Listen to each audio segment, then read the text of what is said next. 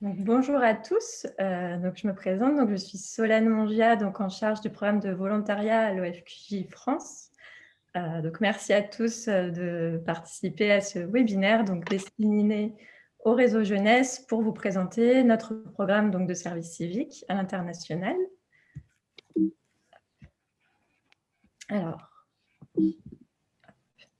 pour vous présenter un petit peu comment ça va se passer, je vais vous faire une présentation de notre programme de service civique en vous parlant des conditions d'accès, des missions, des destinations, du processus. Vous donner aussi des conseils sur comment accompagner les jeunes dans le projet de mobilité en service civique. On aura aussi l'occasion d'avoir des anciens volontaires qui vont témoigner de leur expérience et des partenaires. On a avec nous Fabrice Placé de la Fondation Alliance Française et Zora Badad de la mission locale de Saintes, qui prendront aussi la parole au cours du webinaire pour vous parler un petit peu de leurs expériences. Et puis en fin de présentation, on aura toute une session de questions. Je répondrai à toutes vos questions. Si au cours de la présentation, vous avez des questions, surtout n'hésitez pas à les noter dans le chat. Ma collègue les notera et puis on y répondra à la fin de la présentation.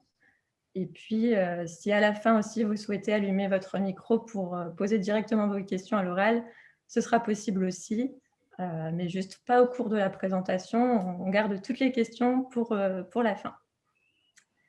On va pouvoir commencer. L'objectif de ce webinaire, c'est vraiment de vous donner les clés pour présenter notre programme de service civique à l'OFQJ à vos jeunes, à vos publics, à vos réseaux et les accompagner au mieux dans leur projet. Pour ceux qui ne nous connaissent pas, l'OFQJ, c'est un organisme bigouvernemental implanté en France et au Québec. Nous, on est la section française et on est sous la tutelle du ministère de l'Éducation nationale et de la jeunesse. On a été créé en 1968, on a désormais 53 ans. Et en 53 ans, on a accompagné à peu près 160 000 jeunes de 18 à 35 ans, dont 450 volontaires depuis 2010, depuis le début du service civique. À l'OFQJ, on a aussi 5 programmes. Le programme d'engagement citoyen dont fait partie notre programme de service civique, le programme emploi insertion professionnelle qui propose notamment des stages de perfectionnement pour demandeurs d'emploi, mais aussi des missions pour les jeunes en insertion, des séjours courts. On a aussi un programme pour les artistes ou tous les professionnels du domaine de la culture. On a aussi un programme de coopération professionnelle dans l'entrepreneuriat et un programme de mobilité des étudiants, pour les étudiants qui souhaitent faire des stages au Québec. Et on a aussi, bien sûr, un pôle information mobilité qui renseigne tous les jeunes sur l'OFQJ, sur les programmes et qui les accompagne dans leurs projets. Alors, je pense que la plupart d'entre vous connaissent déjà le service civique, mais je vais quand même vous faire une courte présentation du dispositif. Le service civique a été créé en 2010 dans le but de faire émerger des générations engagées. Le service civique vise à soutenir des causes utiles à la société, à créer un cadre d'engagement permettant de s'épanouir, et le service civique est par définition accessible à tous les jeunes, sans condition de diplôme ou d'expérience, et permet de développer un cadre de rencontre et de découverte. Et bien sûr, c'est un engagement volontaire, ce n'est pas un stage, un emploi ou du bénévolat, mais c'est un autre dispositif d'engagement. Alors, pour vous parler un peu précisément du service civique avec l'OFQJ, nous, on a un agrément auprès de la service civique, on a un agrément national qui nous permet de faire de l'intermédiation, de mettre à disposition des volontaires dans des structures à l'étranger qui n'ont donc pas d'agrément au service civique et de faire de la mise à disposition, d'envoyer des volontaires dans ces structures en tant que structure d'envoi. Et on a donc plusieurs destinations. Alors, la petite particularité justement du service civique à l'OFQJ, c'est qu'on ne fait pas que des missions au Québec, mais dans toutes les structures francophones, principalement de la zone Amérique. Mais donc ça s'étend du Québec à tout le Canada, donc dans d'autres provinces aussi canadiennes, dans des structures francophones ou bilingues.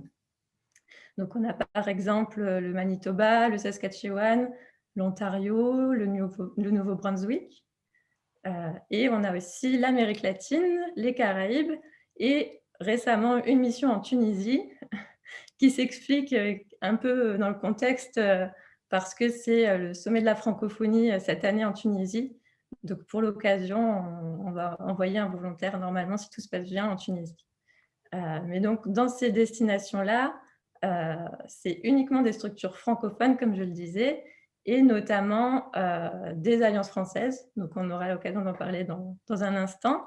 Mais toutes les structures d'accueil potentielles au Québec, au Canada ou ailleurs, c'est forcément des organismes communautaires, des organismes de bienfaisance, des organismes de droit public ou des institutions ou des structures francophones. Et donc nous, on a la chance d'avoir beaucoup de partenaires dans les alliances françaises. Et on a l'occasion aujourd'hui d'accueillir Fabrice Placé, qui travaille à la Fondation Alliance Française à Paris, qui justement va pouvoir nous en parler un peu plus, vous présenter un peu ce que c'est les alliances françaises et comment ils accueillent des volontaires français, quelles sont les opportunités pour les jeunes de partir dans ces alliances françaises. Alors Fabrice, je te donne la parole. Alors, bonjour à tous. Les Alliances françaises, vous devez imaginer que c'est un réseau qui existe dans le monde entier depuis presque plus de 150 ans. Ce sont des écoles de français. Ces écoles de français ont été créées par Jules Verne, par Pasteur, Jules Ferry. Donc, vous voyez, on a plutôt des ancêtres qui font partie de l'histoire de France et de l'histoire du monde. Et les alliances françaises ont cette particularité, mais qu'il est fondamental d'intégrer lorsqu'on les rejoint, c'est que les alliances françaises ne sont pas françaises. Une alliance française au Guatemala est guatémaltèque, une alliance française au Mexique, elle est mexicaine. Qu'est-ce que ça veut dire? Ça veut dire que ce sont des associations de droit local. Donc en fait, le chef de l'alliance française, c'est son président. Et son président est une personnalité élue, puisque ce sont des associations. Donc, quand on parle d'associations, on parle en fait de communautés d'hommes qui sont pour la plupart des bénévoles et qui ont décidé d'animer les alliances françaises. Donc, comment cela fonctionne? Les alliances françaises sont autonomes financièrement. Certaines ont des aides financières du gouvernement français, mais la plupart sont complètement indépendantes. Donc, le modèle économique est simple. Elles donnent des cours de français, parfois d'autres cours, mais l'essentiel de l'activité, ce sont des cours de français à des étudiants. Et donc, elles ont un modèle, ce sont des associations, mais avec un modèle économique d'entreprise. À la différence que elles ne font pas de bénéfices. Elles n'ont pas le droit de perdre d'argent puisqu'on doit s'autofinancer. Et donc, dès qu'il y a des bénéfices, ils sont réinvestis sur de l'éducation ou surtout sur de la programmation culturelle, parce que l'objectif des alliances françaises, c'est faire en sorte que le dialogue des cultures fonctionne. Et c'est là que vous intervenez pour la plupart du temps. C'est que les alliances françaises sont souvent des vitrines de la France et même au sens plus large de la culture francophone. Et donc vous, quand vous arrivez dans nos structures associatives, vous venez vivre une expérience. Donc l'Alliance française s'engage à vous recevoir et à vous donner la possibilité de porter des projets, d'animer des activités. Mais nous aussi, pour nous aussi, c'est important parce que votre seule présence vous transforme en des ambassadeurs du quotidien. C'est-à-dire que, et vous aurez certainement des témoignages qui iront dans ce sens, c'est-à-dire que nos étudiants, qui sont aussi nos clients, parce qu'il faut absolument qu'ils soient satisfaits de nos cours de français pour rester à l'Alliance, eh bien, comment augmenter cette satisfaction? En les faisant vivre la culture française et francophone. Et c'est là que vous intervenez. C'est-à-dire que vous avez votre jeunesse, vous avez vos parcours, vous avez aussi évidemment vos goûts musicaux, vos hobbies, vos sports. Eh bien, c'est tout ça que vous amenez avec vous. Parce que n'oubliez pas une chose, que lorsque vous partez en mission, vous trouvez dans la mission ce que vous allez amener. Donc, de par l'esprit, les alliances françaises, en tant qu'association, mais avec un modèle économique privé, attendent de vous votre esprit, votre jeunesse, votre bienveillance et votre envie de faire. Et dans le même temps, il y a aussi, je dirais, une certaine obligation de résultat, c'est que vous venez sur des projets qui vont participer à la vie de l'Alliance. Voilà. Et comme projet, je laisserai, vous aurez vos collègues, vos camarades qui vous diront un peu ce qu'ils font, mais je voudrais évoquer avec vous, par exemple, un projet qui est le nôtre, qui est Alliance française verte, sur laquelle vous avez des missions spécifiques où vous pouvez candidater. Alliance française verte, c'est participer à la réflexion de l'éco-responsabilité au sein de nos structures.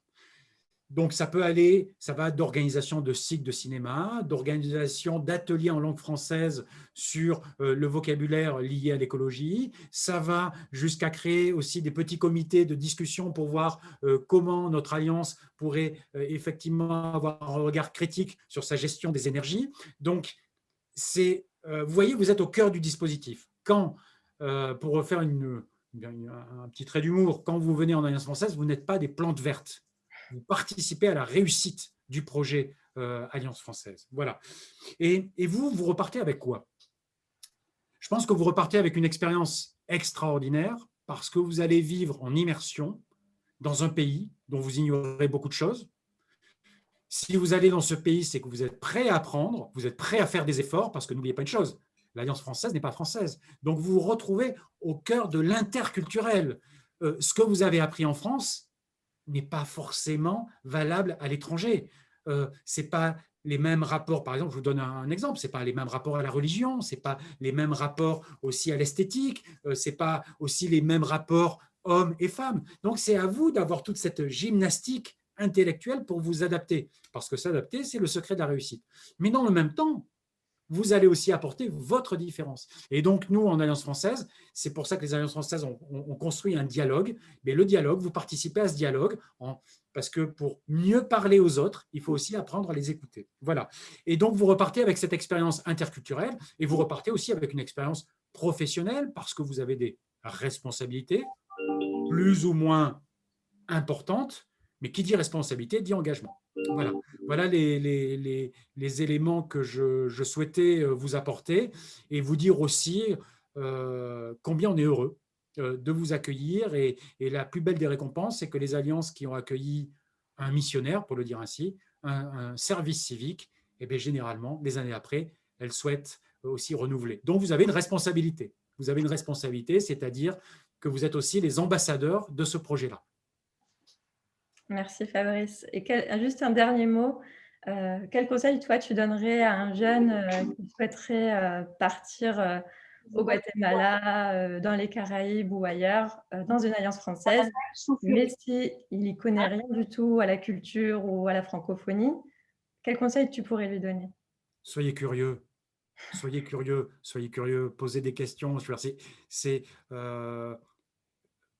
Ça va être un marqueur dans votre vie, c'est-à-dire il y aura un avant et un après si vous n'avez pas vécu d'expérience professionnelle à l'étranger. Et plus vous partez loin, plus vous vous rendez compte qu'il n'y a pas un centre, que tous les pays sont des centres, c'est-à-dire que chaque pays a sa propre vision du monde.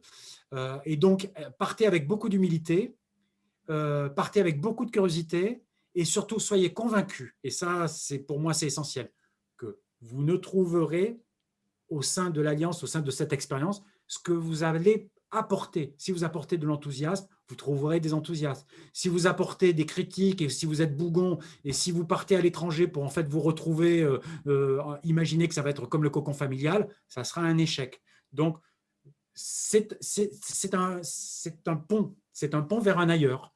Donc, partez du principe que vous allez avoir beaucoup de choses qui vont être remises en cause, que parfois ça va être brutal, parfois ça va être solaire, mais qu'il y aura un avant et un après, et que cette expérience-là va vous permettre de vous découvrir aussi à vous-même.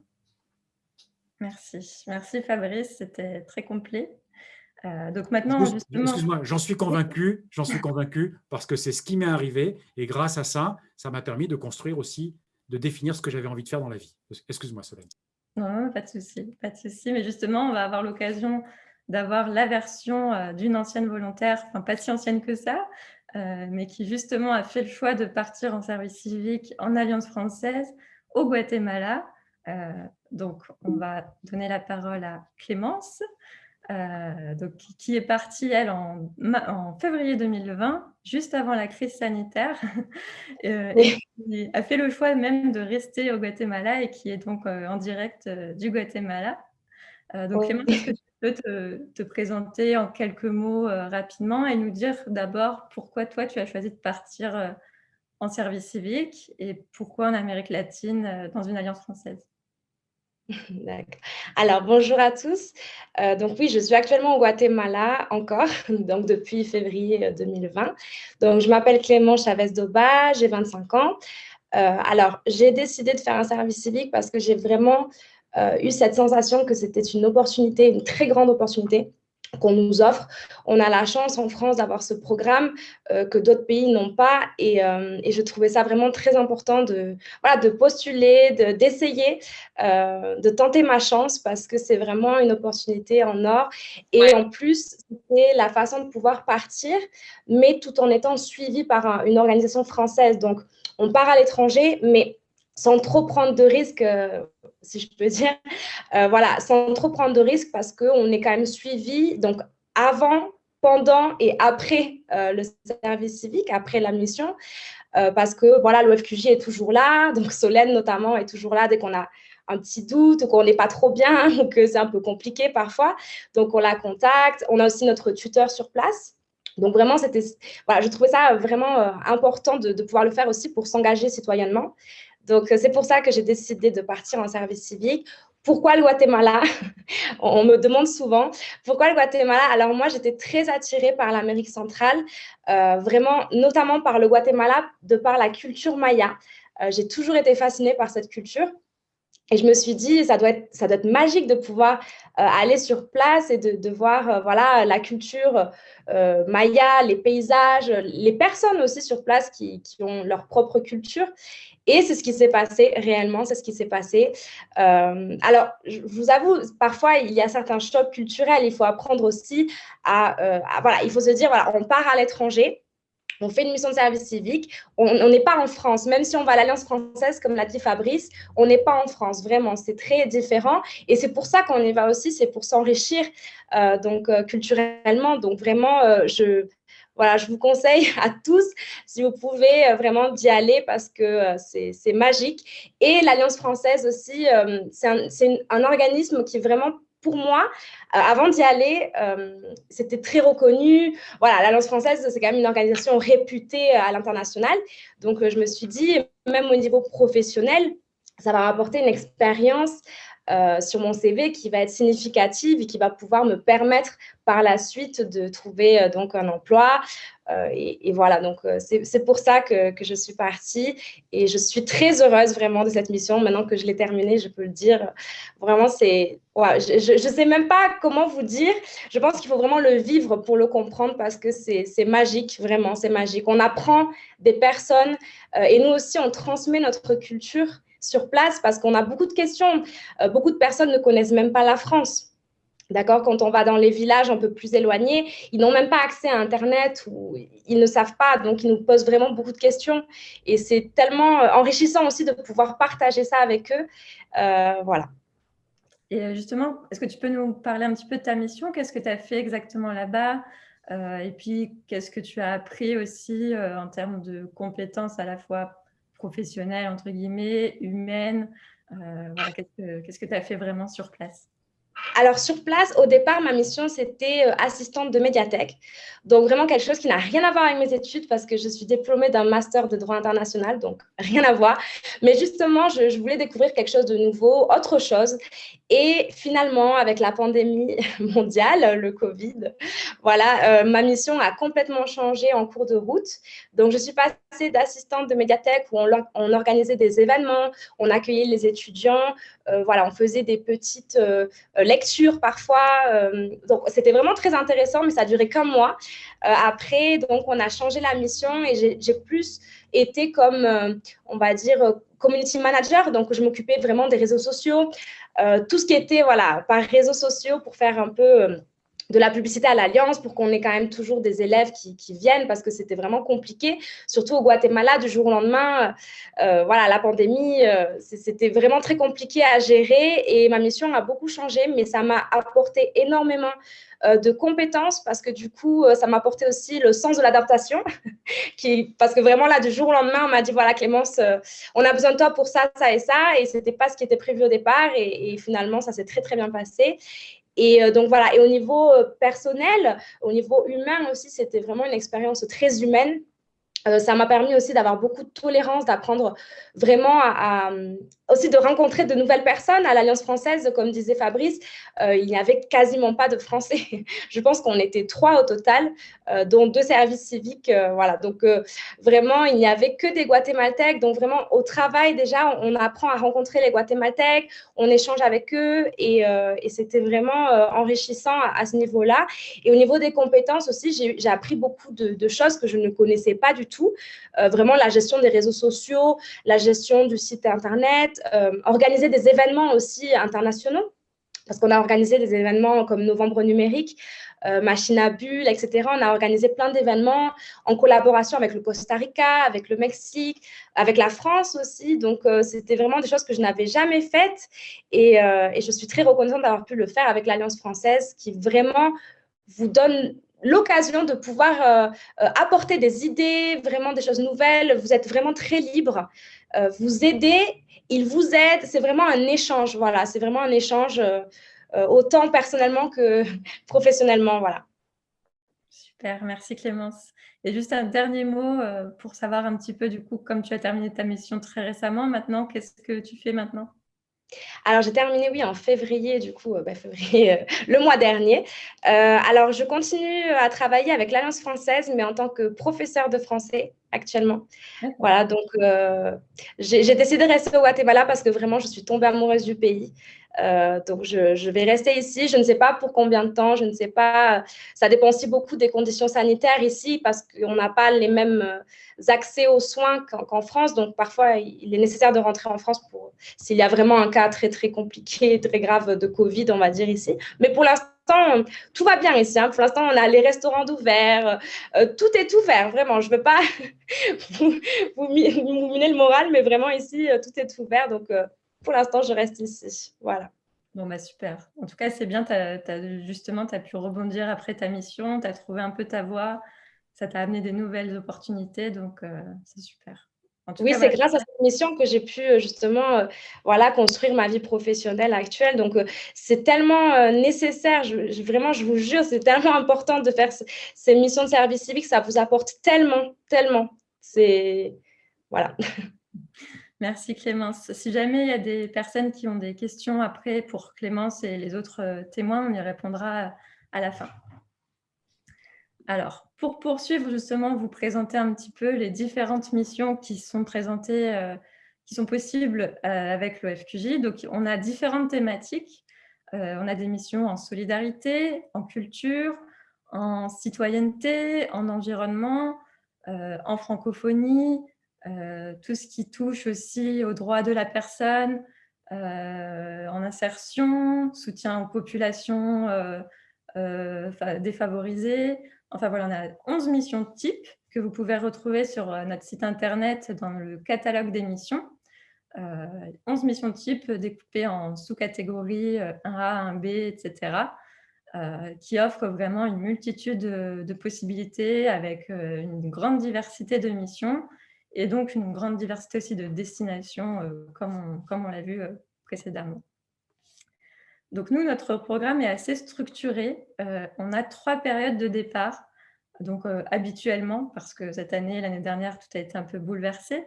Mais habituellement, on a des départs donc, en février, en juin et en octobre.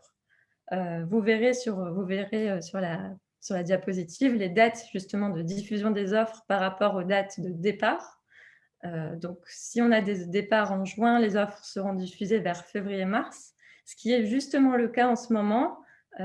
Pour des départs en juin, nous avons actuellement en ligne quelques offres, justement uniquement dans des alliances françaises en Amérique latine, tout simplement parce que, je vais en parler juste après, mais les pays où on propose des missions sont ouverts à l'envoi de volontaires.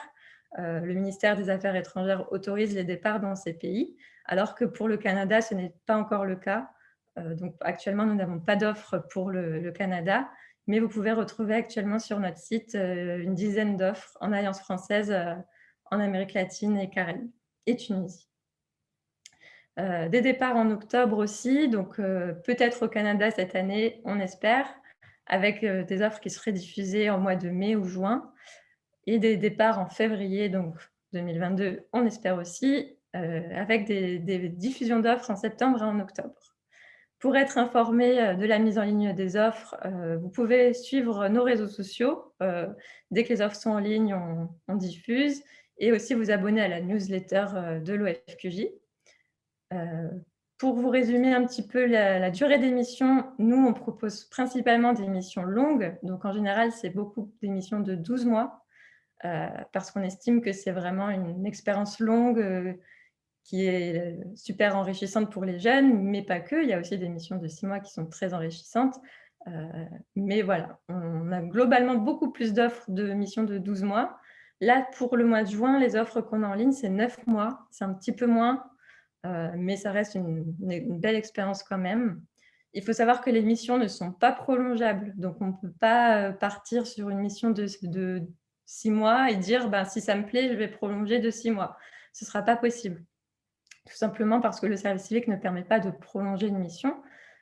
Donc voilà, c'est un engagement qui est long, donc il faut que les jeunes soient conscients vraiment de cet engagement-là. Et la durée hebdomadaire des missions et de l'engagement, c'est entre 24 et 30 heures par semaine. Voilà. Je vous ai aussi indiqué sur la diapositive qu'en général, c'est seulement un volontaire par structure. Il y a quelques structures qui en accueillent plus. Donc, c'était le cas de la structure de Clémence, l'Alliance française du Guatemala, qui en a accueilli jusqu'à 3 en même temps une année. Mais c'est assez rare. Il faut vraiment que les structures soient des grosses structures qui aient les capacités d'accueillir et d'accompagner plusieurs volontaires en même temps. Des structures qu'on connaît bien aussi, avec qui on a l'habitude de collaborer, et que tout se soit bien passé et que les missions soient aussi bien différentes. On ne va pas avoir deux volontaires sur la même mission, sauf si cela se justifie, mais en général, voilà, il faut vraiment que les missions soient très distinctes. Donc, on a souvent la question, est-ce qu'on peut partir en binôme? Sachez que c'est très rarement le cas. Mais ça peut arriver qu'on ait deux offres dans la même structure. Alors justement, je vous parlais de nos offres qui sont actuellement en ligne en Amérique latine. Donc, je voulais vous parler un petit peu en ce moment des restrictions liées à la crise sanitaire. Donc, comme je vous disais, en Amérique latine, les départs sont autorisés par le ministère des Affaires étrangères dans certains pays. Donc, c'est le cas pour les pays pour lesquels on a des offres. Donc, en ce moment, nous avons le Guatemala, le Mexique, Tunisie, les Caraïbes. Donc, on a Saint-Kitts et Nevis, Saint-Vincent et les Grenadines, Trinité et Tobago, Sainte-Lucie, et je crois que je n'en ai pas oublié. Alors, les départs sont autorisés pour les volontaires en service civique parce que c'est considéré comme un motif impérieux. Donc, les volontaires peuvent quitter la France et partir faire leur mission de service civique. Bien sûr, sous réserve que d'ici au mois de juin, tout reste ouvert, qu'il n'y ait pas de fermeture ou d'autres restrictions qui empêcheraient les départs. On reste bien sûr à l'affût de toutes les annonces. Mais forcément, dans le contexte actuel, il y aura des restrictions, notamment des tests PCR effectués avant le départ. Parfois, dans certains pays, il y a des quatorzaines qui sont obligatoires et un autre test PCR à refaire plus tard à l'arrivée. Et on a aussi, bon, pour le moment, ce n'est pas le cas, mais une petite crainte, c'est que l'un de ces pays décide de rendre obligatoire le vaccin contre le Covid-19 à l'entrée dans le pays. Ça pourrait être un gros frein pour les jeunes pour partir. À l'heure actuelle, ce n'est pas le cas. Personne ne l'impose dans les pays où on envoie des volontaires. Mais voilà, on n'espère pas que ça arrivera non plus d'ici le mois de juin, mais il faut peut-être garder ça en tête. Ça pourrait arriver et empêcher la mission s'il n'y a pas de possibilité de se faire vacciner. Le gouvernement recommande aussi aux jeunes qui s'engagent de ne pas rentrer en France en cours de mission, sauf motif impérieux, tout simplement pour éviter des allers-retours entre la France et le pays de mission. Voilà, sauf vraiment raison impérieuse, pas de retour en France en cours de mission. Et bien sûr, il faut que la personne qui s'engage ait aussi conscience des conditions un peu particulières d'exécution de la mission. Ça peut être voilà, des structures fermées, mais bon, comme disait Clémence, là-bas, tout est ouvert au Guatemala pour le moment. Mais voilà, ça peut être le port du masque encore, des structures fermées, des événements qui se tiennent en présentiel ou en ligne. Donc voilà, il y a quand même des conditions un peu particulières qu'il faut quand même avoir en tête pour ces missions-là. Et pour le Canada, donc actuellement, le Canada est fermé aux envois de volontaires et les conditions d'arrivée pour les personnes qui peuvent partir, mais donc c'est d'autres personnes, ce n'est pas des volontaires. Actuellement, il y a quand même des restrictions à l'entrée au Canada. Il y a des quatorzaines obligatoires à l'hôtel qui coûtent très cher, des tests PCR à faire avant et après l'arrivée. De nombreuses infrastructures sont fermées, un peu comme en France. Les permis de travail donc, qui permettent le départ des volontaires, on va en parler juste après, sont ouverts, mais il y a encore de nombreuses contraintes. Donc, c'est pour ça que nous, au FQJ, avons pris la décision de ne pas faire de départ avant le mois d'octobre, parce que les contraintes sont encore trop nombreuses et que c'est très compliqué pour des jeunes de partir dans ces conditions-là et que, de base, le ministère ne l'autorise pas. Donc, on ne peut pas envoyer de volontaires. Et d'ailleurs, on ne soutient actuellement aucune autre mobilité vers le Québec. Les programmes sont fermés pour le moment, donc on attend une amélioration de la situation. Donc, pour revenir un petit peu plus au programme donc, de service civique à l'OFQJ, les différents critères d'admissibilité, donc c'est être âgé entre 18 et 25 ans. Donc, je précise que c'est jusqu'à la veille des 26 ans. Donc, c'est 25 ans inclus. Si la personne a 26 ans avant le début du contrat, c'est bon. Donc, c'est jusqu'à 30 ans aussi pour les personnes en situation de handicap. Être de nationalité française, ça, c'est obligatoire pour les missions au Canada parce que, justement, c'est par rapport à l'obtention du permis de travail qui est lié à un accord France-Canada. Il faut avoir la nationalité française pour obtenir ce permis de travail canadien. Mais pour toutes les autres missions, la seule condition, c'est de résider en France depuis au moins 1 an. Donc, toutes les autres missions hors Canada. Il faut bien sûr avoir un passeport valide pour la durée de la mission. Ne pas faire sa demande depuis le Canada ou l'étranger, ça, c'est pour faciliter les démarches avant le départ, tout simplement. Et puis, pour que le jeune puisse participer à la préparation au départ qui se tient en France, à l'OFQJ notamment. Ne pas avoir déjà bénéficié d'un permis EIC stage coop international, donc pour les missions au Canada, parce que c'est un permis qu'on n'obtient qu'une seule fois dans sa vie, et c'est le permis qu'on utilise pour faire partir les volontaires. Donc, si la personne a déjà fait un stage, par exemple, au Canada, il ne pourra pas repartir en service civique au Canada parce qu'on utilise le même permis de travail. Bien sûr, ne pas avoir déjà réalisé une mission de service civique en France ou ailleurs. Les profils de personnes ayant peu ou n'ayant pas d'expérience à l'international seront privilégiés.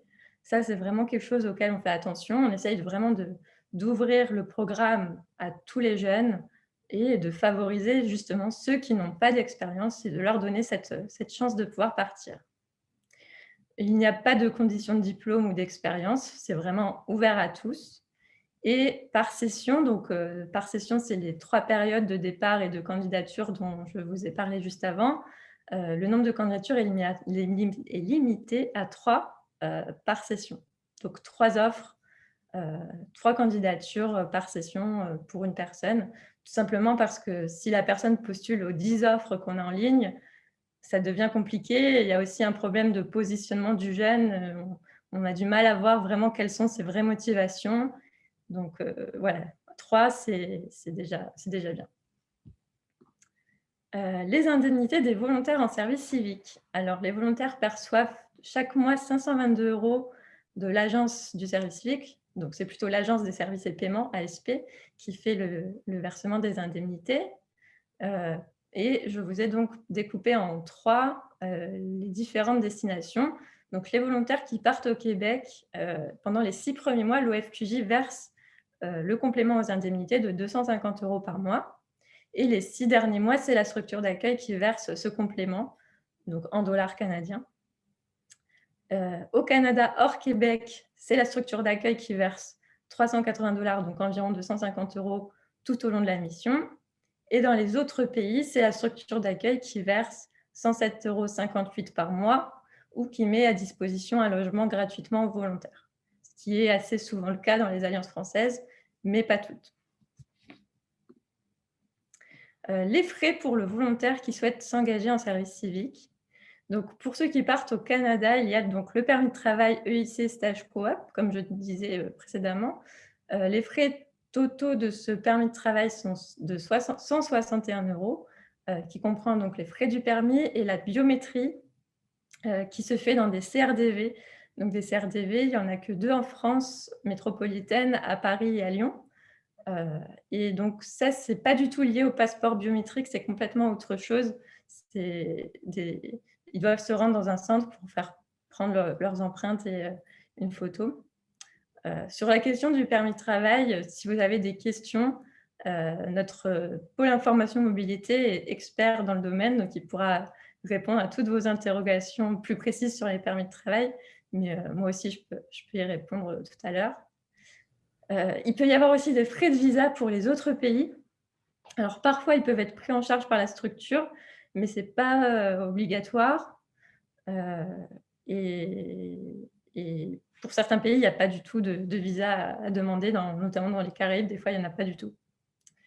Il faudra aussi prendre en compte le trajet domicile-aéroport et aéroport-lieu de mission.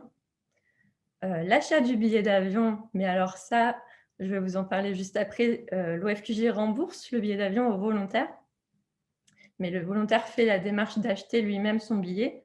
Il choisit l'itinéraire, la compagnie aérienne qu'il désire.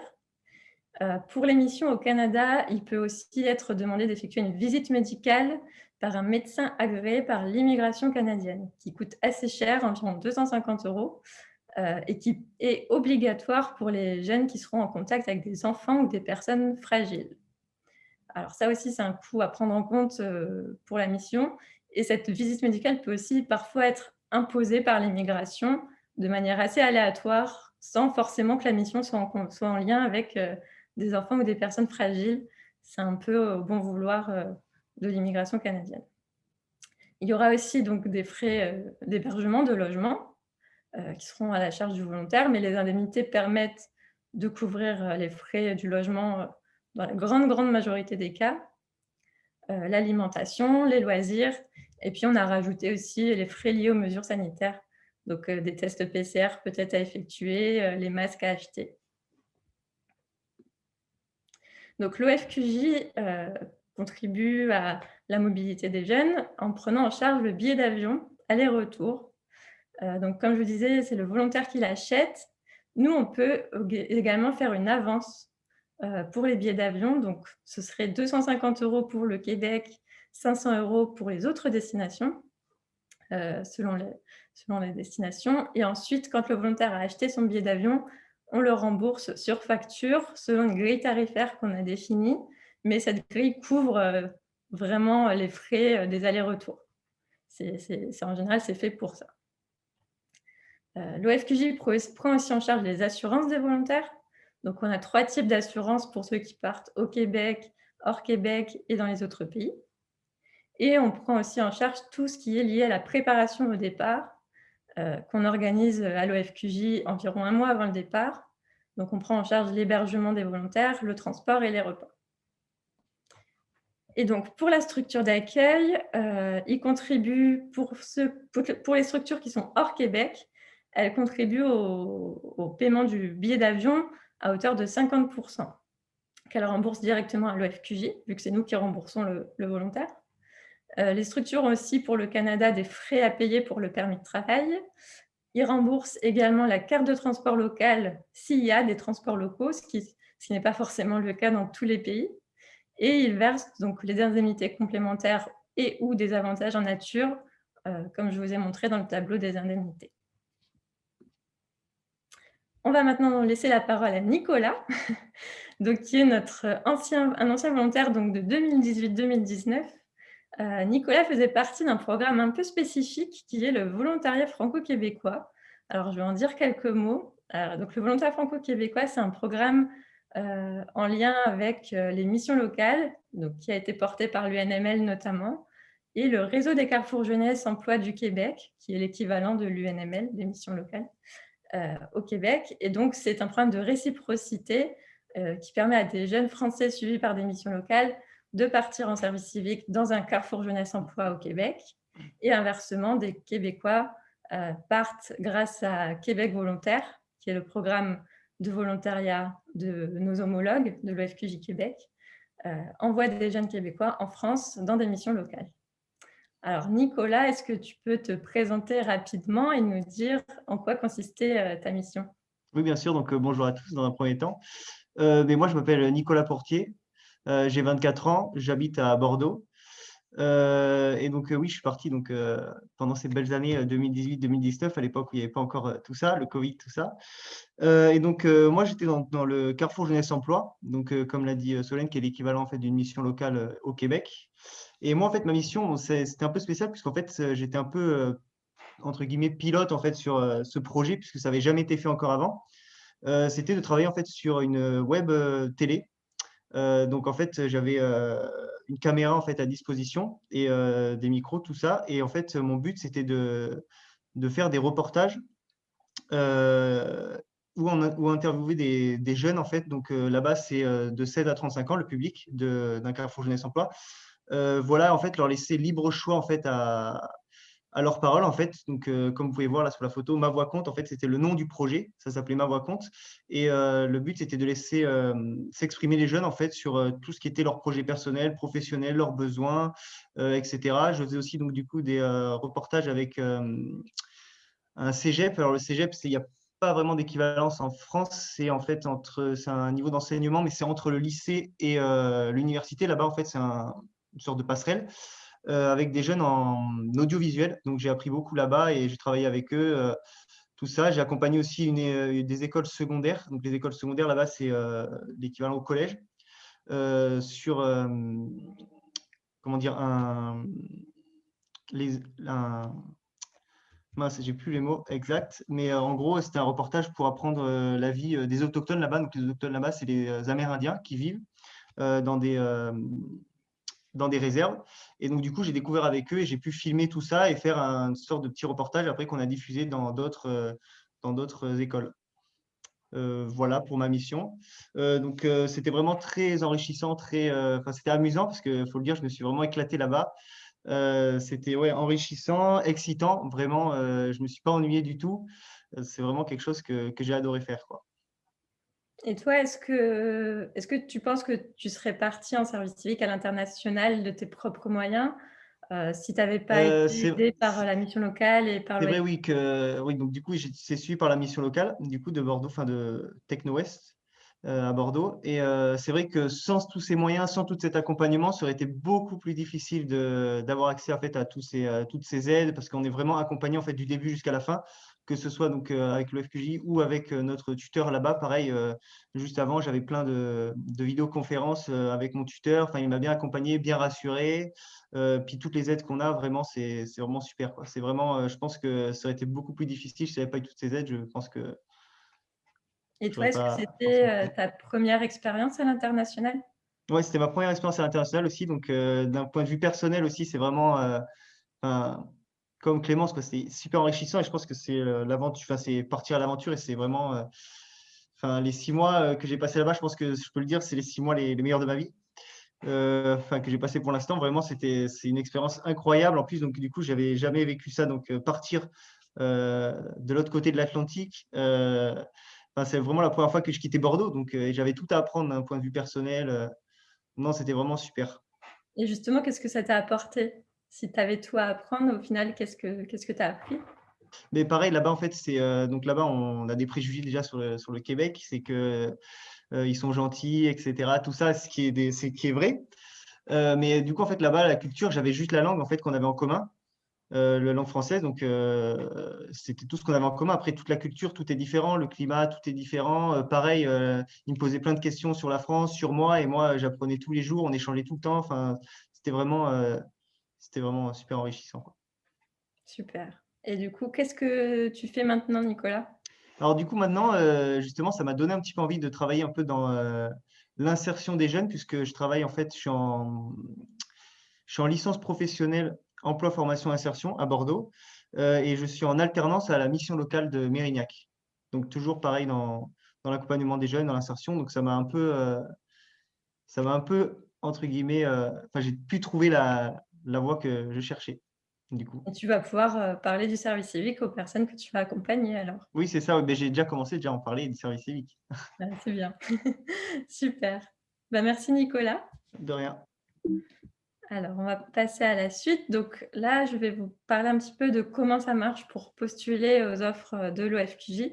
Alors, nos offres sont diffusées sur le site du service civique, bien sûr, et sur notre site internet. Et on retient les candidatures uniquement et on demande aux candidats de postuler uniquement sur notre site parce qu'on a une base de données dédiée, les documents appropriés sur la plateforme. Mais s'il y a des personnes qui candidatent sur le site du service civique, on les redirige automatiquement vers notre site pour postuler. Comment ça fonctionne? Le jeune doit se créer un compte sur Chronos, donc la plateforme de l'OFQJ, et postuler donc à la mission de son choix. Donc une offre égale une mission. Et ça fonctionne sur le principe d'un formulaire de motivation. Donc, on ne va pas prendre en compte les CV ou les lettres de motivation classiques. On demande aux jeunes de compléter un formulaire de motivation donc, qui est accessible dans les documents. Lorsque le jeune s'inscrit dans la plateforme, il y a un onglet pièces jointes où il trouve le formulaire qu'il télécharge sur son ordinateur. Il répond aux différentes questions. Donc, les questions ça va de pourquoi souhaitez-vous faire un service civique, quels sont vos centres d'intérêt, pourquoi cette mission, est-ce que vous avez déjà effectué des voyages ou des séjours à l'international, avez-vous déjà des expériences d'engagement, de bénévolat. Voilà, c'est des questions très, très ouvertes et on s'attend à ce que le jeune voilà, nous fasse part de toutes ses motivations pour la mission. On demande également un passeport, bien sûr, parce que pour partir à l'international, un passeport est obligatoire. S'il n'a pas fait sa demande de passeport, il peut joindre un justificatif de demande en précisant bien aussi la date à laquelle il obtiendra son passeport. Parce que s'il l'obtient, par exemple, 3 semaines avant le départ prévu, ça va être compliqué, surtout s'il part au Canada et qu'il doit demander un permis de travail. Parce que pour faire la demande de permis de travail, le passeport est nécessaire. Donc, c'est des choses qu'il faut vraiment anticiper. Ça peut être rédhibitoire si la personne n'obtient pas de passeport à temps. Donc, comme je le disais aussi, on a limité à 3 candidatures maximum par session. Donc, les sessions, je le rappelle, c'est les périodes de diffusion des offres. Donc, il y en a 3 par an. En février-mars pour des départs en juin, en mai-juin pour des départs en octobre et en septembre-octobre pour des départs en février. Donc, quand ces périodes de diffusion des offres sont en ligne, la personne ne peut candidater qu'à 3 missions. Alors attention, ce n'est pas bloqué au-delà de 3 missions, c'est juste que si on voit que la personne postule à 6, 7 ou 10 missions, on ne va pas prendre en compte ces candidatures, aucune. C'est clairement écrit dans les conditions de notre site, c'est important de bien les respecter. Et là, c'est là que vous aussi aurez votre rôle à jouer, si vous accompagnez des jeunes, c'est qu'on encourage vivement les missions locales ou toutes les structures qui accueillent des jeunes à indiquer dans les candidatures si le candidat est suivi par une mission locale, s'il est accompagné pour son projet et quel type d'accompagnement il est là aussi. Est-ce que ça fait plusieurs mois qu'il prépare une candidature à un service civique avec le FQJ? Voilà, quel type d'accompagnement il a? Ça, c'est très important maintenant pour nous d'identifier ces jeunes-là, de voir qu'il y a des jeunes qui sont vraiment accompagnés dans leur projet, qui c'est réfléchi, qu'il y a un soutien derrière pour eux, pour leur projet. Donc ça, c'est un vrai plus. Donc n'hésitez pas vraiment à dire ça aux jeunes que vous suivez, qui sont intéressés, de bien l'indiquer dans le formulaire de motivation s'ils sont accompagnés par une structure. Nous, ce sera pour nous un peu un critère de qualité et on voit que le jeune, il est motivé, qu'il est accompagné. C'est vraiment un plus pour nous, donc on y prêtera vraiment attention. quelques conseils aussi importants à communiquer à vos jeunes, c'est de bien lire toute l'offre avant de postuler. Parce qu'il y a beaucoup de choses, ça peut être très dense. Il y a des critères comme les 3 candidatures maximum. Si les jeunes ne lisent pas bien les explications, ils ne vont pas le voir, ils vont postuler à 10 missions et ce sera dommage pour eux parce que leurs candidatures ne seront pas étudiées. Donc vraiment bien lire l'offre du début à la fin.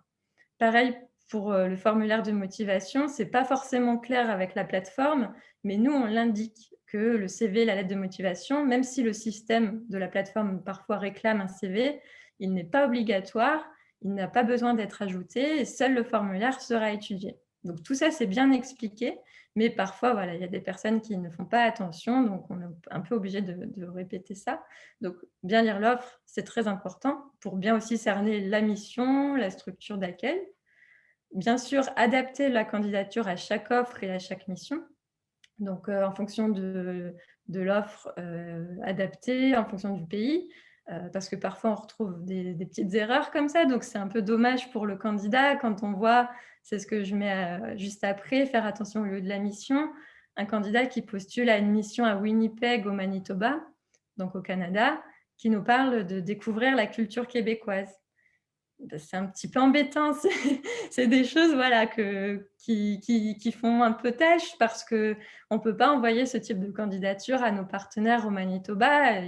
Les personnes ne vont pas comprendre pourquoi le candidat parle du Québec alors qu'il postule pour le Manitoba. Donc, c'est important de bien se renseigner en amont. Je suis désolée, il y a une petite sonnerie qui va s'arrêter.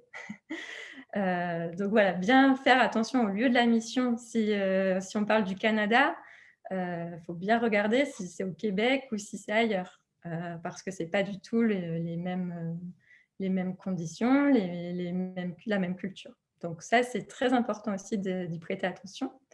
Attention aussi aux fautes d'orthographe. Voilà, ça fait partie de la démarche de candidater.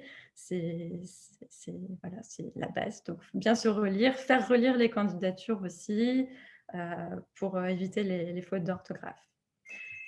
Attention, je suis vraiment désolée, j'ai mon interphone qui sonne. Attention aux arguments d'apprendre l'anglais quand on postule à des missions au Québec. On sait que beaucoup de jeunes veulent partir à l'international pour améliorer leur anglais, mais ce n'est pas forcément au Québec qu'ils vont pouvoir pratiquer leur anglais parce que le Québec est francophone. Donc, pratiquer l'anglais, oui, mais ne pas l'indiquer dans la candidature si on postule au Québec. Il faut plutôt, dans ce cas-là, privilégier des missions hors Québec. Donc, on va avoir Marc, justement, qui est parti, lui, au Canada, hors Québec, qui pourra nous en dire quelques mots. Mais voilà, c'est des choses aussi qui, pour des partenaires québécois, voir que les motivations sont d'apprendre l'anglais, voilà, c'est pas très cohérent pour eux. Donc, vraiment, si le désir du candidat, c'est d'améliorer l'anglais, privilégier les autres destinations. Bien vérifier la date de validité du passeport. Il faut que le passeport soit valide vraiment jusqu'à la fin de la mission au minimum, mais vraiment 6 mois après, c'est ce qu'on conseille pour éviter tout problème. Faut que le jeune n'hésite pas à bien mettre en avant ses motivations à s'engager. On est vraiment sur du volontariat, donc la notion d'engagement est très importante. On y fait très attention. Donc, c'est pour ça que quand on voit des candidats qui parlent de leur désir d'immigrer, de s'expatrier, de travailler pour gagner de l'argent ou voilà, du travail, c'est pas cohérent avec une candidature en service civique. C'est pas ce qu'on prône, voilà, en tant que structure qui propose du service civique. C'est pas l'idée. Donc ça aussi, c'est des choses qu'on retrouve assez souvent dans les candidatures, mais qui passent pas très bien. C'est pas l'objectif. C'est voilà, c'est un engagement en service civique auprès d'une structure. Ce n'est pas un premier pas au Canada dans une démarche d'immigration. Ça peut, pour certains, ça peut l'être, mais ce n'est pas un critère et voilà, ça ne devrait pas être mentionné, en tout cas dans les candidatures. Et puis, un conseil important, on en reçoit beaucoup des candidatures. Donc, n'hésitez pas à dire à vos jeunes de se démarquer. Évitez les phrases toutes faites qu'on retrouve dans toutes les candidatures, du style « cette mission m'est apparu comme une évidence. Voilà, il y a plein de phrases toutes faites comme ça qu'on retrouve et quand on en lit 15, 20, 30 dans la journée, au bout d'un moment, voilà, on peut vite les mettre de côté. Donc, ce serait dommage de passer à côté de bons profils à cause de phrases toutes faites. Donc, une petite touche d'originalité, que la personne parle vraiment d'elle, de son projet, de ses ambitions, de ses motivations à s'engager toujours pour cette mission-là. Et puis, il est aussi possible de faire des vidéos en complément du formulaire, de faire aussi un enregistrement audio, de faire... J'ai mon chat qui vient sur mes genoux. Bonjour. Donc voilà, n'hésitez pas vraiment à faire preuve d'originalité dans les candidatures. Nous, ça nous permet voilà, de voir autre chose et c'est toujours un plus et c'est toujours mieux voilà, ça vous démarquera, enfin ça démarquera les jeunes des autres candidats potentiellement. Donc maintenant, je vais laisser la parole à Marc. Donc Marc, qui est aussi un de nos récents anciens volontaires, qui est parti, donc pareil comme Clémence, en février 2020, qui a connu la crise sanitaire. Et donc Marc a fait le choix, lui, de partir à Regina, au Conseil des écoles françaises en Saskatchewan. Donc Marc, est-ce que tu peux te présenter et donc nous dire pourquoi toi tu as choisi de partir là-bas? Ouais, alors moi je m'appelle Marc, j'ai 20 ans et donc je suis parti, comme c'est marqué, au Conseil des écoles fransaskoises en Saskatchewan. Alors moi j'avais un intérêt tout particulier pour la mission et pour le Canada. J'avais envie de partir au Canada hors Québec, au Canada anglophone. Et la mission en général pour moi était donc liée à l'enseignement. Et l'enseignement, c'est quelque chose qui m'intéressait. Donc, j'ai appliqué que à cette mission-là parce que c'était vraiment celle-là qui m'intéressait. Et voilà. Ok. Et donc, qu'est-ce que tu as fait pendant ta mission? Pendant ma mission, j'étais dans un département qui était responsable de la transformation en école citoyenne. Donc, c'est-à-dire comment on peut changer les mentalités dans les écoles, dans le programme scolaire, au niveau des professeurs, de l'éducation générale, pour essayer de former des citoyens plutôt que des consommateurs. Donc, en plein dans l'engagement citoyen. Et c'était vraiment très, très intéressant. Quand je suis arrivé là-bas, moi, je connaissais vraiment très peu de choses de tout ça. Et c'est vraiment mon tuteur qui m'a tout appris. Et donc, voilà, c'était à peu près ça. Et justement, toi, quel parcours tu avais avant de partir en service civique? Alors, moi, avant de partir en service civique, du coup, j'étais en bac scientifique.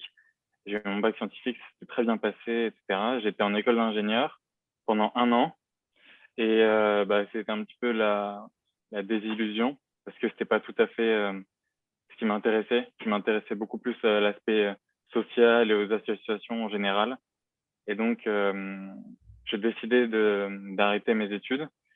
Et quand j'étais en train de travailler et que j'avais moi-même monté un plan pour partir à l'international à côté, tout seul de moi-même, j'avais découvert un salon qui s'appelait Salon de partir à l'international à Reims, à côté de chez mes parents. Et j'y avais été et c'est là-bas que j'ai rencontré l'OFQJ. Donc, et là-bas qu'on m'a parlé des missions, etc. Et ça m'a apparu comme une opportunité juste de malade, incroyable. Et donc, je suis rentré le soir directement, j'ai été voir l'émission. Et le lendemain, j'avais postulé. Donc, D'accord. voilà. Et Regina, le Saskatchewan, est-ce que tu en avais déjà entendu parler?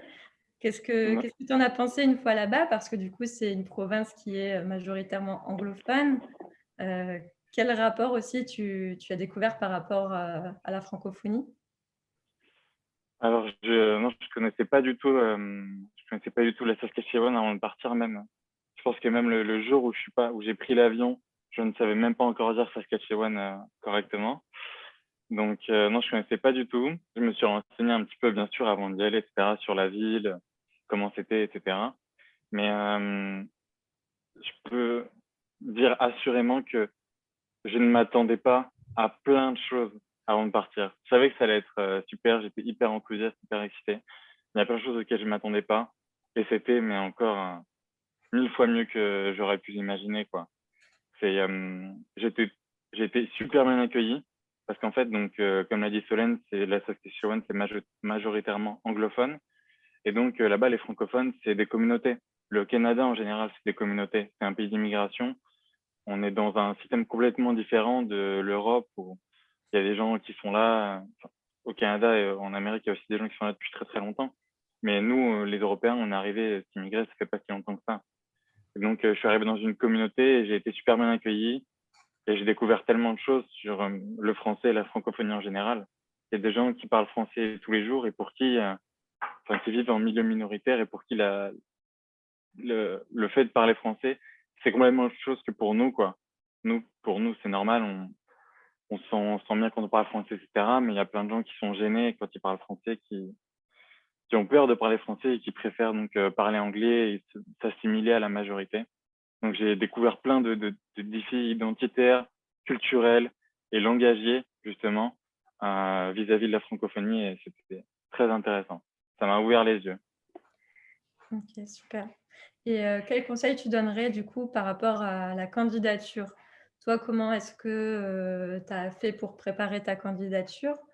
Et puis, oui, quel conseil tu donnerais à quelqu'un qui souhaiterait postuler? Bah, ce qu'a dit Solène tout à l'heure, c'est bien vrai. Je pense que l'authenticité, c'est primordial. Dans une démarche comme celle-là, c'est vraiment pas la peine d'essayer d'aller chercher sur Internet.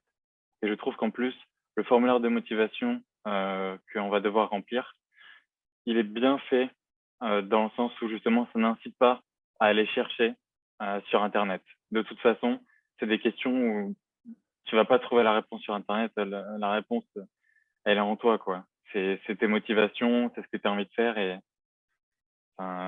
même aller chercher de phrases sur Internet, ça n'a pas vraiment de sens, quoi. Donc, l'authenticité, je pense que c'est primordial. Et puis, ça a aussi un bon côté où ça nous fait réfléchir nous-mêmes au fond des choses. Est-ce qu'on est prêt à partir? Pourquoi réellement on a envie de partir? Et donc, voilà. Je pense que pour la démarche, l'authenticité est primordiale. Oui, tout à fait. Tout à fait. Et Marc, du coup, qu'est-ce que tu fais maintenant depuis ton retour? Alors là, maintenant, je suis du coup de retour en France depuis 6 semaines ou 5 semaines.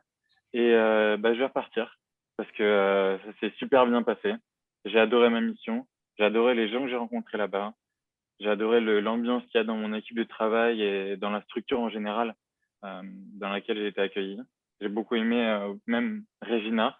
C'est un petit peu une ville au milieu de la campagne, mais il y a aussi une ambiance que j'ai beaucoup aimée avec les Canadiens en général. Et donc là, du coup, j'ai repostulé, j'ai redemandé moi à continuer dans la structure où j'étais. Et j'ai été accepté, donc j'ai un vrai poste qui a été créé à la suite de ma mission de service civique. Et donc, je vais continuer là-bas. Fin mars, je repars au Canada. J'ai re-signé pour 1 an. C'est moi qui ai demandé 1 an, mais je pense que j'aurais même pu demander pour plus longtemps. Donc voilà, je repars très bientôt. Donc, ça t'a vraiment ouvert des portes, pour le coup. Ah oui, exactement. Ça m'a ouvert les yeux sur ce que j'avais envie de faire mais c'est pour ça que j'étais parti aussi, parce que je savais qu'en Amérique, en général, il y a une mentalité différente au niveau du travail et au niveau du social et même au niveau de l'enseignement. Et tout ça m'intéressait beaucoup déjà, même avant que je parte. Donc, c'est aussi pour ça que j'étais parti. Et le monde du travail et le fait de travailler comme ça en communauté et dans une minorité, ça m'a vraiment, vraiment séduit. Je sais pas si je pourrais un jour retravailler dans un travail normal, entre guillemets, en France. C'est vraiment, ça m'a ouvert les yeux, ça m'a ouvert tellement de portes, en fait, même pour d'autres, avec tous les gens que j'ai rencontrés. Quand on est comme ça, dans la francophonie hors Québec, on rencontre des gens dans la communauté qui sont francophones, mais de partout. J'ai rencontré plein de gens qui viennent d'Afrique, plein de gens qui viennent d'Europe, plein de gens qui viennent de tout le reste des Amériques. Et ça m'a ouvert les portes même j'ai très envie d'aller au Brésil. Et je sais que je pourrais trouver un travail au Brésil très facilement grâce aux gens que j'ai rencontrés là-bas. Donc, non, ça m'a vraiment ouvert les yeux et ouvert des portes. Bon, bah, super. Merci Marc. Il n'y a pas de souci. Je vais vous parler maintenant du processus de sélection, comment ça se passe. Alors, l'OFQJ fait une présélection, donc uniquement sur la base du formulaire de motivation. Donc, nous, on s'occupe de tout lire. Et ensuite, on présélectionne 5 candidats par offre, enfin par mission. Si le candidat est présélectionné, il est informé par email. S'il n'est pas présélectionné, il reçoit une notification sur la plateforme directement en cas de refus. Il peut bien sûr nous contacter pour en savoir un peu plus sur les raisons du refus. Ensuite, donc, on envoie, nous, les candidatures à la structure d'accueil, donc les formulaires de motivation toujours. Et la structure d'accueil prévoit un entretien vidéo avec tous les candidats, donc des rendez-vous individuels. Et ensuite, la structure prend sa décision et nous communique le nom de la personne qu'il désire accueillir. Et nous, ensuite, on prend contact avec le volontaire pour commencer toutes les démarches administratives. Comment ça se passe, l'accompagnement de l'OFQJ pour les volontaires? Donc, on a d'abord une aide à la demande de permis de travail pour les missions au Canada, qui représente aussi une grosse partie des démarches administratives à faire pour les missions. Et bien sûr, toutes les autres démarches administratives pour toutes les autres destinations. Les contrats d'engagement à signer, les visas, les permis de travail. On a aussi notre pôle information mobilité qui est là pour aider aussi les volontaires. Donc ça, c'est un vrai accompagnement, c'est notre vraie expertise, on va dire. Et on organise aussi la préparation au départ, donc à l'OFQJ, donc dans nos locaux à Saint-Denis, en groupe. Donc c'est toute la session de volontaires. Donc parfois, elle est divisée en 2 si c'est des gros groupes de volontaires. Donc on fait c'est sur 2 journées. La première journée, c'est une préparation au OFQJ où on présente qu'est-ce que c'est le service civique, on fait la signature des contrats, on fait des activités sur l'interculturel, sur la francophonie, sur les projets des volontaires, sur leur motivation, sur les risques à l'international qu'on a incorporés aussi depuis pas longtemps. Et la deuxième journée, c'est la formation civique et citoyenne pratique, on va dire, avec 2 animatrices qui proposent des ateliers sur différentes thématiques. La préparation au départ, ça inclut aussi le PSC1, mais qui ne se fait pas pendant ces 2 journées. C'est aux volontaires de trouver un autre créneau avant son départ pour effectuer cette formation qui est obligatoire. Et l'avantage des préparations au départ collectives, c'est que ça crée une véritable communauté des volontaires entre eux. Par exemple, pour les volontaires qui partent au Québec, généralement, à eux tous, ils représentent 2 journées de préparation au départ. Et comme ils partent tous au Québec, ils tissent des liens, ils se revoient. C'est vraiment une belle communauté dynamique. Et ça permet aussi d'avoir, de notre côté à nous, des volontaires pour mettre en place des projets potentiellement sur place. Ce qui devait être le cas pour les 10 ans du service civique. On prévoyait de faire quelque chose, mais malheureusement, ça a été annulé avec la crise sanitaire. Mais voilà, ils sont toujours en contact. Nous, on les sollicite aussi pour créer des guides. On a d'ailleurs sur notre site internet toute une page dédiée à la communauté des volontaires. Il y a un Instagram aussi dédié. Et on a aussi une mission de volontaires qu'on pilote nous directement à l'OFQJ, d'un volontaire qui va à Montréal, qui est en charge d'animer cette communauté, qui organise des événements avec les volontaires, qui crée un système de parrainage, qui organise des rencontres, qui est là pour dynamiser, récolter des témoignages, faire vivre aussi toute cette communauté. Donc, je vais vous diffuser juste après une vidéo justement par rapport à cette communauté-là. Mais donc ça, c'est vraiment une plus-value. Ça peut aussi être une ressource pour les volontaires pour la recherche de logement, pour des conseils pratiques sur place, etc. On accompagne aussi dans le suivi des volontaires tout au long de la mission, mais également pour la préparation du projet d'avenir, donc la pré-service civique, et la réalisation du bilan nominatif de fin de mission, et aussi une évaluation des compétences développées grâce à Acquis, qui est un système d'évaluation des compétences interculturelles développé en mobilité internationale. Donc, je vais vous diffuser la vidéo.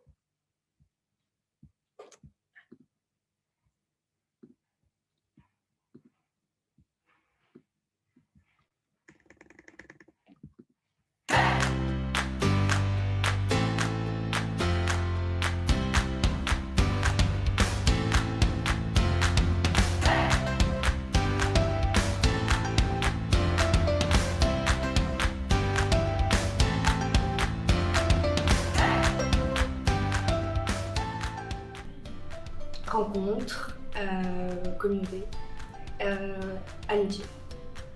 J'étais au Québec, à Montréal. J'avais 2 objectifs, faire un service civique et partir au Canada un jour, donc j'ai fait une pierre de coups.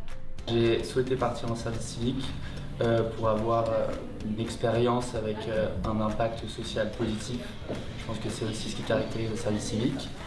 Moi, par exemple, mes valeurs, donc ce sont des valeurs d'intérêt général, sociétal, environnemental. J'ai vu que le FQG proposait plein de missions super pertinentes et motivantes par rapport à ça. Pour cette année, je cherchais une autre manière de m'engager, pas en lien avec les études, quoi. J'avais vraiment envie de découvrir le domaine communautaire au Québec, mais aussi me faire une expérience personnelle, découvrir la vie à Montréal, la culture québécoise. Ma mission, c'était d'assister les chargés de projet sur tout ce qui se faisait à l'IETM. J'ai été particulièrement sur les questions d'éducation à la citoyenneté, où on organisait des événements à destination des jeunes Québécois et Québécoises pour leur apporter des connaissances sur l'implication dans la vie démocratique. Et ça m'a aussi permis de pouvoir voyager à travers tout le Québec. Je suis par exemple parti en Abitibi, je suis parti dans le Saguenay et je suis parti aussi à Québec. D'une part, c'est quand même une preuve de grande adaptabilité à une nouvelle culture, un nouveau monde professionnel qui est quand même très différent de ce qu'on peut connaître en France, mais aussi peut-être une plus grande ouverture d'esprit. Par contre, j'avais un peu peur de quitter aussi mon petit cocon familial, proche, voilà, et de ne pas vivre des moments avec eux et d'être loin d'eux. Ma première crainte quand je suis arrivé au Québec, c'était de ne pas forcément réussir à trouver du monde avec qui partager des moments, même simples de la vie quotidienne.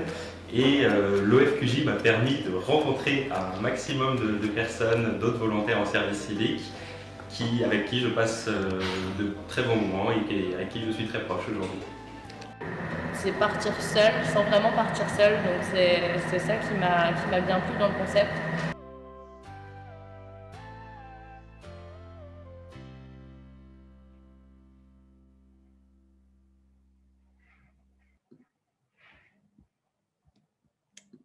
Je reviens. Et donc maintenant, je vais vous parler un petit peu de vous, votre rôle en tant que structure jeunesse, que vous soyez mission locale, centre d'information jeunesse ou toute autre structure qui est en contact avec des jeunes.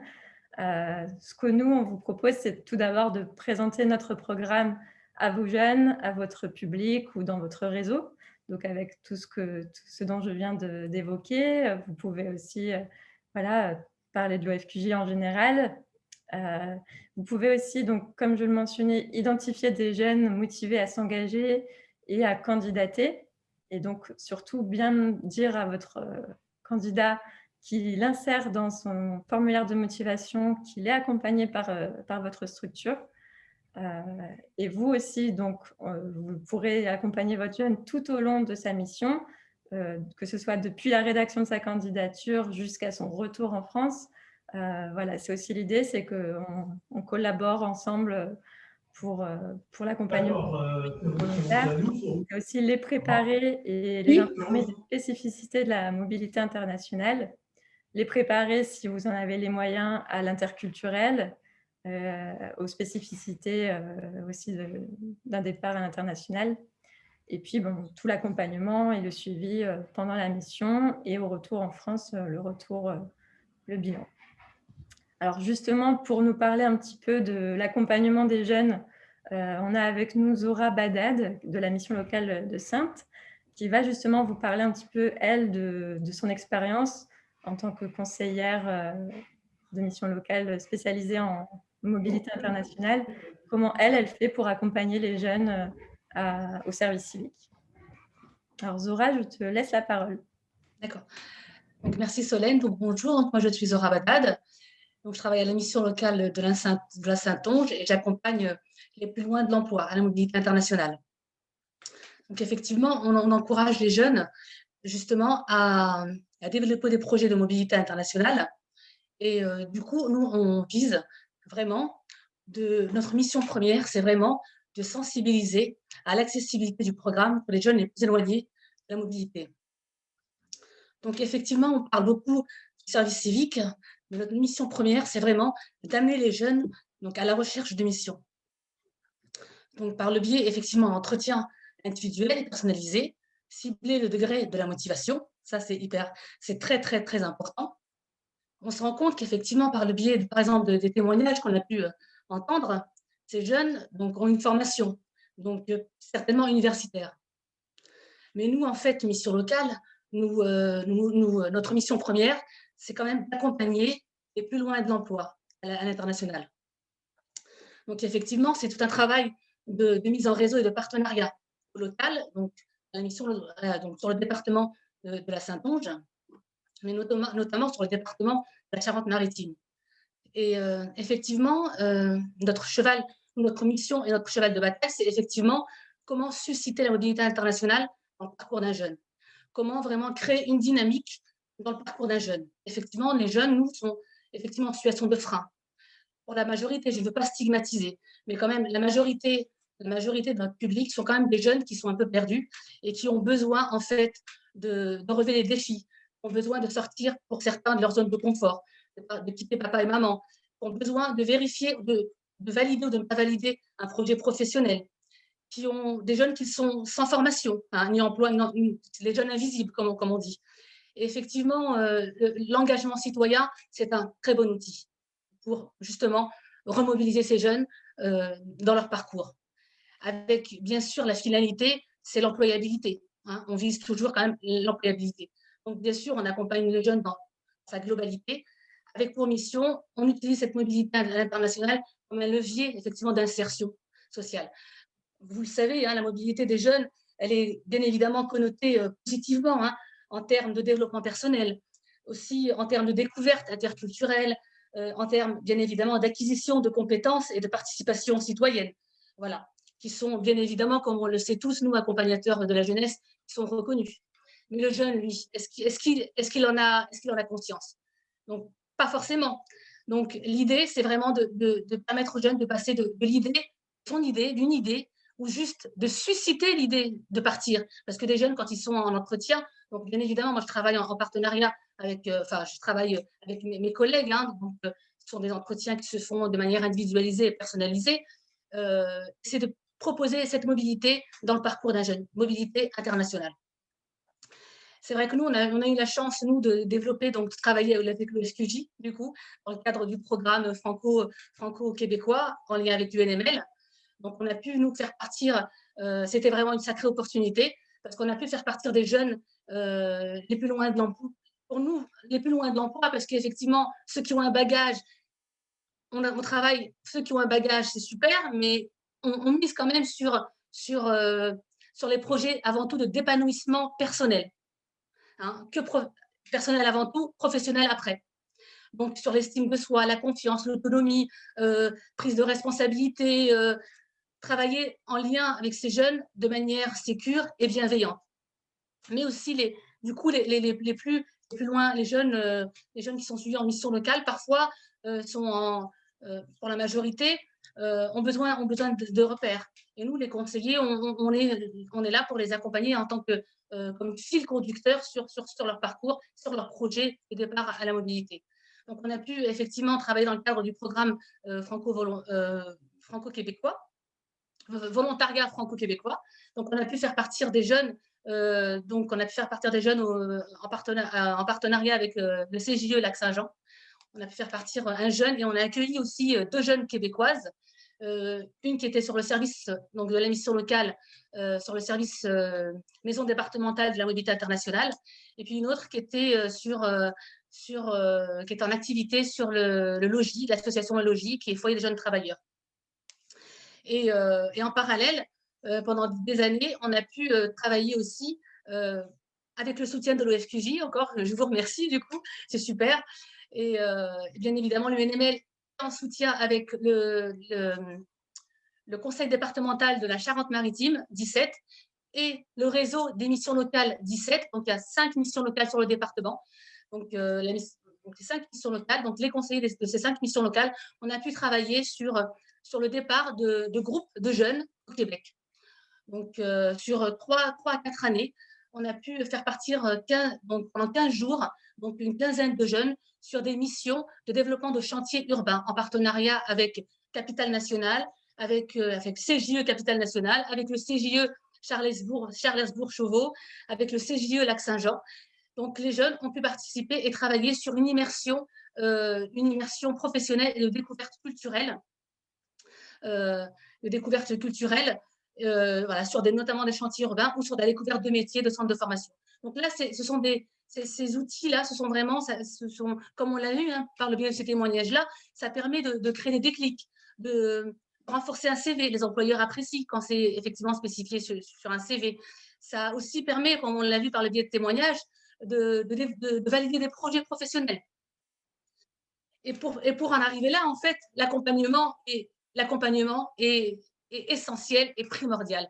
Un accompagnement en amont est la clé d'une réussite dans la réussite d'un service civique à l'international. Parce que c'est quand même ça l'objectif, c'est son engagement. Et on mise sur l'engagement, sur le projet d'engagement du jeune. Donc, quand les jeunes arrivent sur des informations collectives, nous, qu'on organise, on présente le service civique à l'international, les missions qui sont proposées par l'OFQJ. Et après, on laisse venir le jeune. Donc, le jeune, voilà, on suscite l'envie, on présente, on dit, ben voilà, on parle du service civique. Est-ce que vous avez envie de vous engager? On laisse venir le jeune à la mission locale, on lui laisse un temps de réflexion. Il revient en entretien individualisé, personnalisé. Et c'est là, en fait, où on travaille sur le projet. Sachant que le jeune, voilà, quand il arrive, il émet juste l'envie de partir, bien évidemment, sur une mission, pour, effectivement, comme on l'a entendu, pour se sentir utile, pour donner de son temps, pour apprendre, pour découvrir, pour rencontrer d'autres jeunes, pour quitter papa et maman. Voilà. Donc ça, c'est, voilà, et on travaille là-dessus. Et ce travail se fait, en fait, de fil en aiguille, sur la durée. Ça ne se fait pas en un claquement de doigts, bien évidemment. Donc, c'est quand même sur du moyen-long terme. Toujours avec en tête les missions qu'ils ont proposées par le service civique international et les missions qui sont proposées par le FQJ. On a toujours, nous, accompagnateurs, en tête ces missions-là, mais on les propose pas systématiquement aux jeunes. Donc, il y a quand même ce temps. On essaie d'amener le jeune à une introspection, en fait, et à travailler sur vraiment sa mission et son projet et qu'est-ce qu'il a envie de faire. Pour l'éviter justement de se planter lorsqu'il va se postuler directement sur le formulaire au FQJ, justement pour éviter justement de faire des boulettes. On travaille en amont, ça. Donc, ton engagement, quel est ton projet? Qu'est-ce que tu as envie de faire? Quelles sont tes perspectives après? Parce qu'effectivement, c'est un contrat moral. On sait très bien que c'est un travail tripartite en lien avec l'OFQJ, en lien avec les partenaires locaux, en lien avec les accompagnateurs missions locales, en lien avec tout un travail de mise en réseau. Et puis surtout, le jeune, lui, qui est là et qui porte son projet et on l'aide à co-construire son projet. Donc, c'est vraiment, voilà, le jeune vraiment doit s'approprier son projet. C'est hyper important. Et doit le vivre en amont pour que ça soit une réussite pendant et après. Justement, tout à l'heure, j'ai entendu par le biais d'un témoignage d'un jeune qui veut travailler en mission locale et qui veut, voilà. Donc, ça, c'est super qu'à travailler dans un CGE qui veut travailler en mission locale. Ça, c'est un super projet, c'est un projet réussi parce que l'accompagnement en amont a été juste parfait. Donc, ça, c'est juste le petit clin d'œil. Alors, du coup, effectivement, la préparation en amont est primordiale. Donc, on encourage le jeune et on l'amène à un travail de préparation psychologique en amont. Donc, on travaille avec le jeune en amont. Quel est ton engagement? C'est quoi pour toi l'engagement? Donc, c'est vrai que c'est assez flou, parce que du coup, est-ce qu'il a déjà vécu un engagement en France avant de partir? Donc, s'il ne l'a pas fait, on va lui demander justement d'aller s'engager auprès d'une association locale, style, par exemple, Emmaüs, par exemple, pour tester son degré de motivation. Ensuite, on lui demande de travailler sur un travail de préparation à l'interculturel, de travailler peut-être sur une carte d'identité du pays, et après de faire peut-être une restitution auprès de certains partenaires. Donc, on le met, en fait, le jeune, avant son départ, est en action. Il essaie de co-construire son projet et de travailler, en fait, sur un travail de préparation à l'interculturel, car l'identité du pays, en lien avec les acteurs locaux, les professeurs qui font, voilà, des professeurs dans des établissements scolaires, où on lui demandera, par exemple, de faire une restitution de son travail auprès de lycéens ou d'étudiants, de témoigner auprès de collègues, missions locales, de son expérience vécue d'engagement au local avant de partir. Voilà. Donc, ça lui permet du coup d'avoir une première idée de ce qu'est l'engagement. Et ensuite, on travaille bien évidemment sur la mobilité à l'international, toujours en lien avec des partenaires qui sont, voilà, je fais partie d'un réseau de partenaires aussi européens à l'international, avant même que son projet soit validé et présélectionné par le FQJ ou sélectionné par la structure d'accueil. Il y a des réseaux de partenaires, je fais partie d'un réseau de partenaires au niveau européen ou à l'international qui jouent le jeu aussi, de travailler sur des échanges via Skype, où le jeune, par exemple, présentera son projet.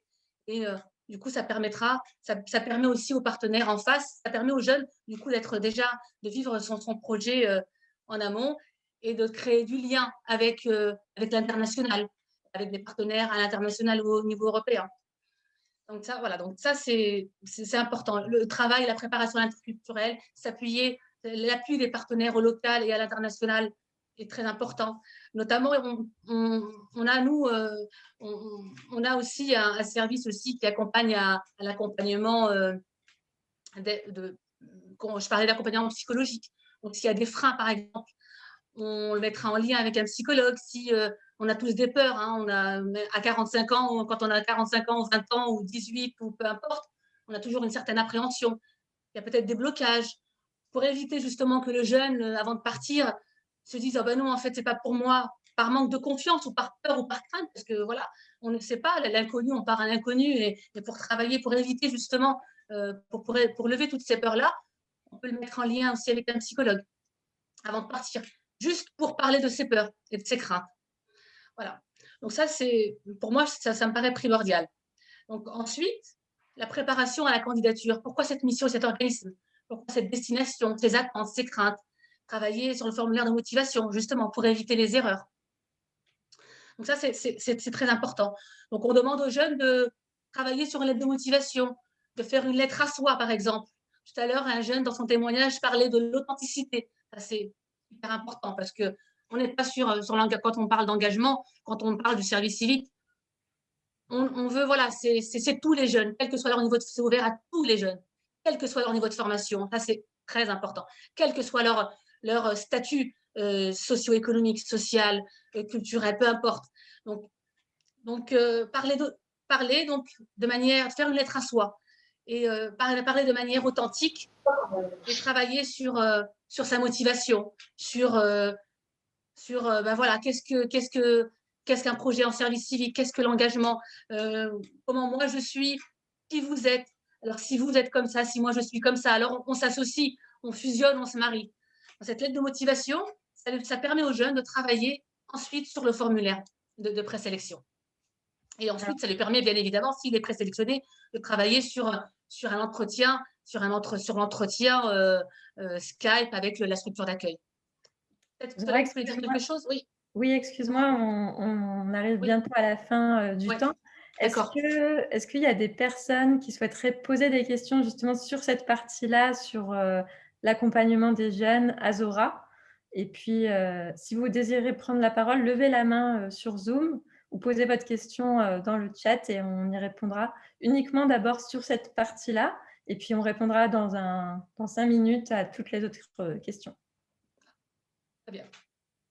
Donc, n'hésitez pas à me poser des questions. Moi, je voulais juste finir rapidement. Donc, on est pendant l'avant, c'est très important, la préparation, le pendant, la mission, le tripartite, en lien avec, bien évidemment, le FQJ, la structure d'accueil, la mission locale ou la structure de jeunesse. Et puis surtout, tout à l'heure, je parlais d'employabilité, le retour est très important. Et les témoignages par les pairs.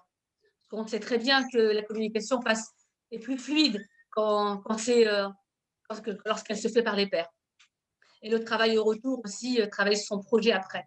Là, je fais un petit clin d'œil du coup à Clémence qui disait, ben voilà, moi pour l'instant, j'ai adoré, je kiffe le Guatemala et je vais rester. C'est super important.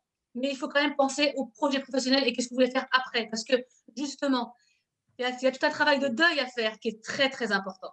Parce qu'on est en pleine ascension quand on vit son service civique. On vit plein de choses, mais après, ça peut très, très vite redescendre.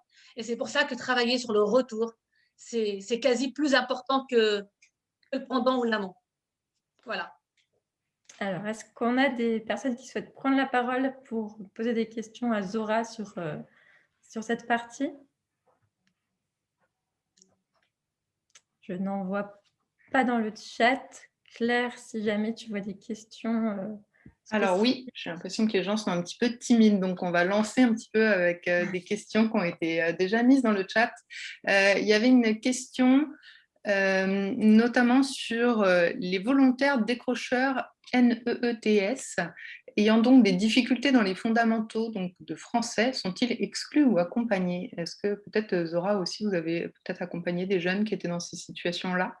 Comment est-ce que vous faites la différence entre ceux que vous accompagnez vers le volontariat et ceux que vous accompagnez vers les chantiers d'insertion, par exemple? Alors la question, donc c'est pour les NEETs, hein, donc ceux qui ont des difficultés de français, par exemple, comment on fait? Alors, effectivement, nous, c'est notre cheval de bataille d'accompagner les plus éloignés. Donc, voilà.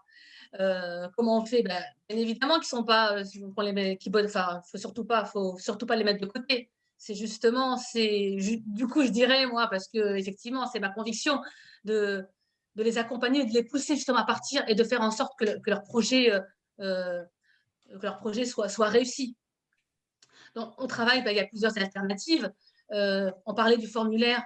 Le formulaire, là, je pense que on est vraiment sur le formulaire pour la rédaction du formulaire en ligne. Je pense que ce qui est important, c'est cet accompagnement-là qu'on met en place et on le fait directement avec le jeune.